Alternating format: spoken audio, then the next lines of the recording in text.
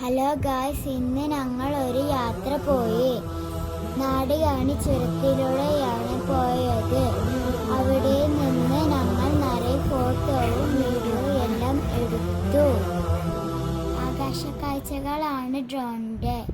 എന്താ ഭംഗിയിലെ.